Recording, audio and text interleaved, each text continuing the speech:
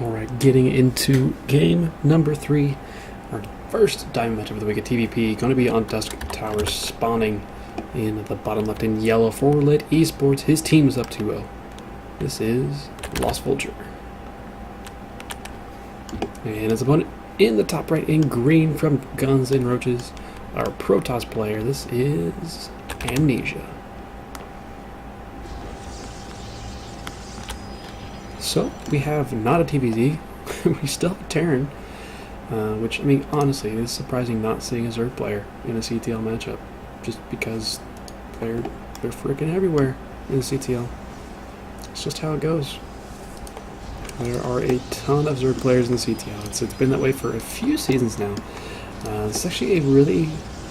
Okay, never mind. I was thinking of something I was watching earlier. It wasn't an early gas. It kind of looked like it almost was, but it was just a pretty standard 16-16 for our Protoss player. No gas here from LostVulture, so he's not going to be opening up anything super tech heavy. He is sending an SCV out to scout.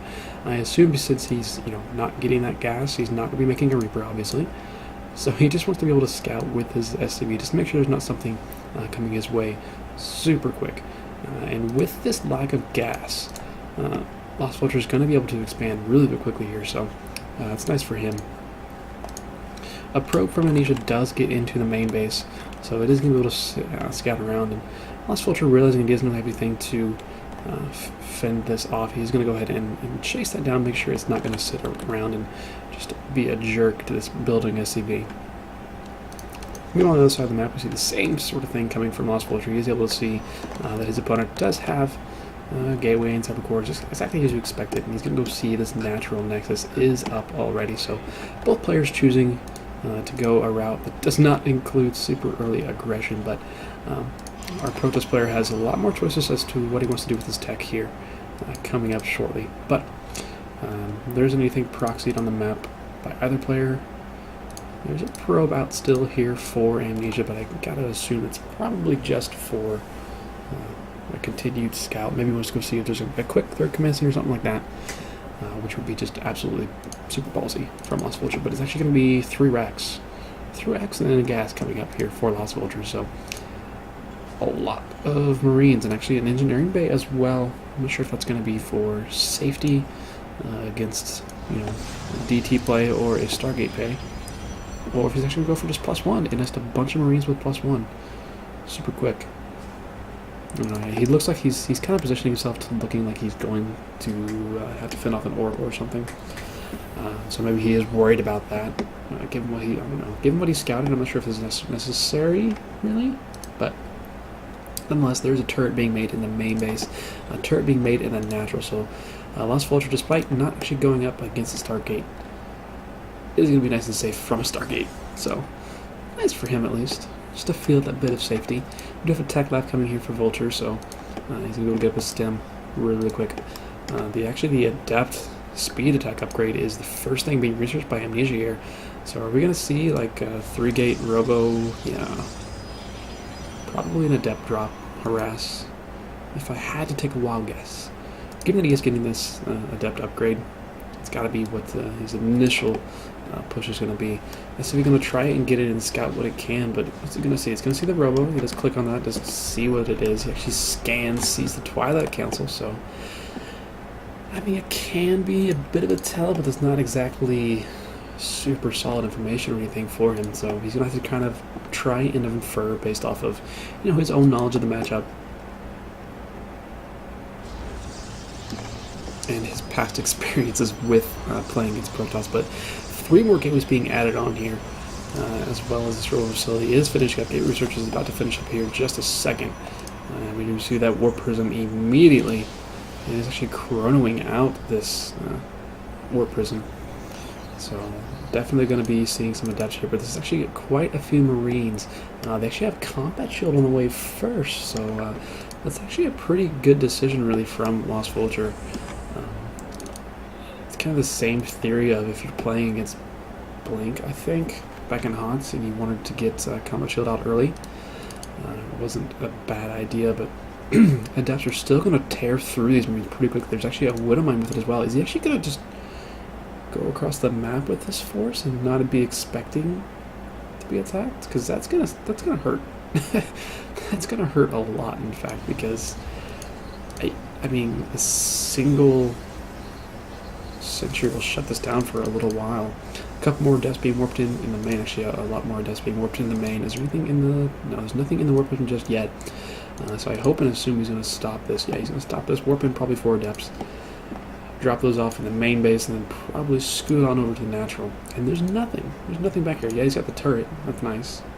Cool for you, bro. You've got a turret. Oh, and actually he's going to see...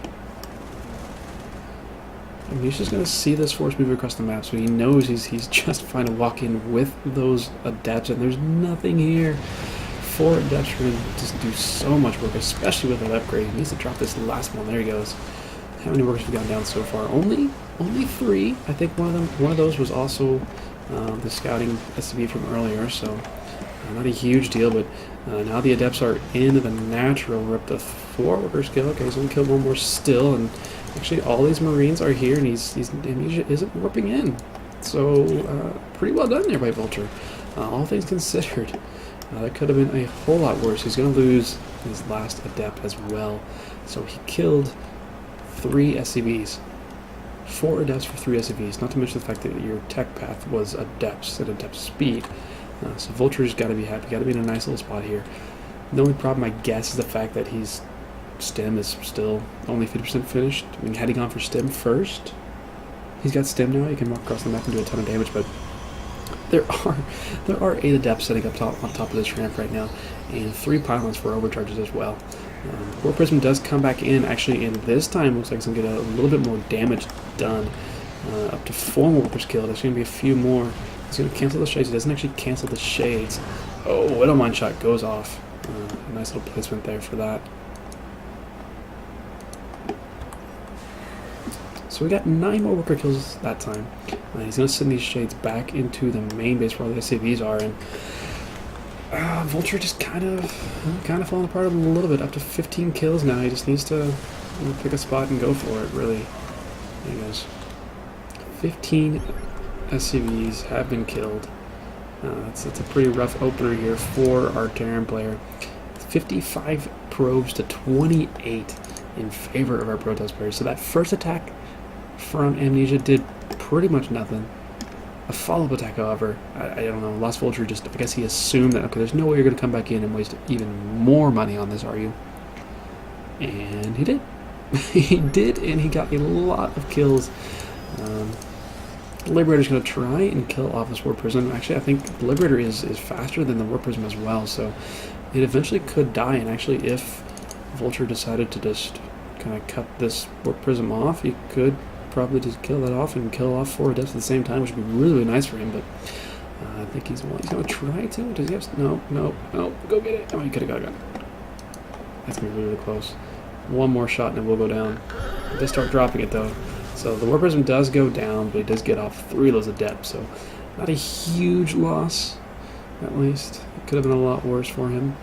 We do have stem finished here for our Terran player, but he's got no medevacs. Does he have any coming across the map right now? Like, where are they at? Medevacs, where'd you go? You don't exist. There's 3 Archons up here, and a bunch of adepts. Stem Marines aren't going to do really anything, they're just going to melt. Overcharge is going down. Yeah, he's going to back off that. I mean, it's a lot of a Bioforce. I'll give him that. It's a huge Bioforce, but without medevacs to actually heal against this Archon damage, I would love that Vulture just split off this Liberator to go attack. I assume the natural here, and well, he's going to earn not the natural, but the third base. Well, okay, he could have attacked third base and done a lot of damage there, but at the same time, he's kind of running for his life from his Protoss army, and is there anything back home? Not really at all. 61 armies up to 34. Most of the army is right here for LostVulture. He's about to lose the entirety of its charge is about to finish up as well for our Protoss player. Liberator is going to go down to get a couple of kills, maybe. I think those were from earlier, though. And now the Protoss player is into the main ramp here of LostVulture. And this is going to get worse before it gets better here for our Terran player, I'm afraid. it's looking like AmensiA is going to be able to... Oh, good God, this Widow Mine could do a ton of damage. But I think AmensiA did see, or at least hear that Widow Mine burrow, and there it is. GG. LostVulture will tap out, and then AmensiA will take the first game of the week here for Guns and Roaches. So, we'll be back for set number 4. It's going to be another gold match, or random versus Protoss, coming up in just a little bit.